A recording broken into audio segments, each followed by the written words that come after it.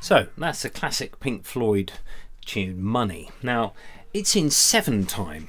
Pop music generally is in multiples of 2, so mostly 4 time. You know, we all know why that is. You do everything in 2s, you walk in 2s, you breathe in 2s, you know. So Money is in 7, and you think, oh, how am I going to do this? Because counting to 7 is a bit weird when you've been used to multiples of 2. So it's like 8 and 1 fewer, and it's where am I? You're better off for starters just learning the riff anyway, which is in B minor. So you start on B, which is 2nd fret A string, and then 2 4th frets. So you got on the G string you got a B, and then an F sharp and a B. So now, at this point, because you've got 2 4th frets, you could use 2 fingers to address these 2 strings, rather than 1 finger going across like that. It also means you've got more control over muting the strings, because when I play the 2nd one in, I've lifted my last finger off slightly. And then, so you've got an F sharp, an A, B and a D. So 2 5 2 5. You could do 2 0 2 0 instead, where you use the next open strings. But once again, if somebody wants to do it in a different key,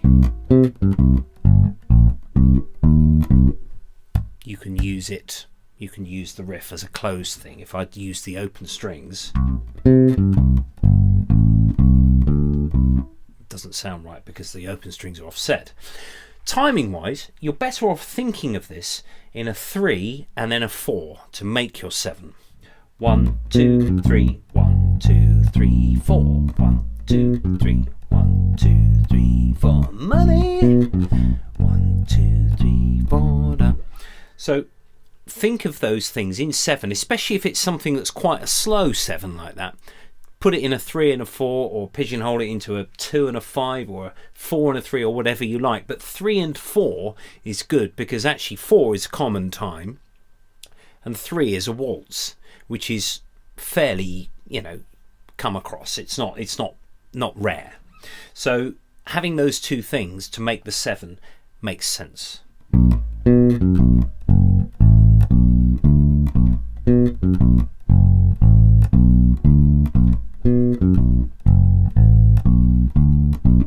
The 8th notes, the only ones that are there are these ones.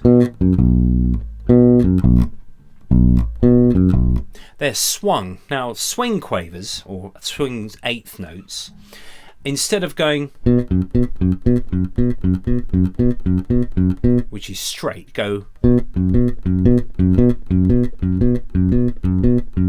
So the 1st, the 3rd, the 7th and the 8th quavers of your bar are twice as long as the 2nd, 4th, 6th and 8th. So it's like you've got a grid of 3. 1 2 3 1 2 3 1 2 3 1, and that's how swing quavers work. Because if I did straight quavers with that,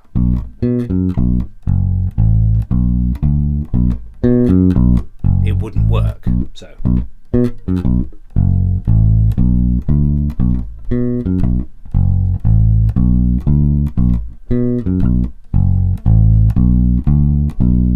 now notice if I use my last finger on the A and the D here, on the 5th fret on these 2 strings, I have to move it from here, but actually that's a small price to pay for the accuracy that you'd get by using 3 fingers there instead of...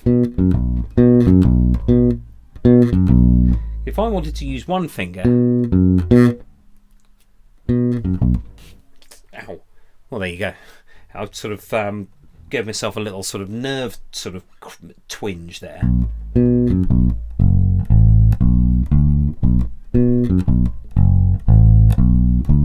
I am a hypochondriac.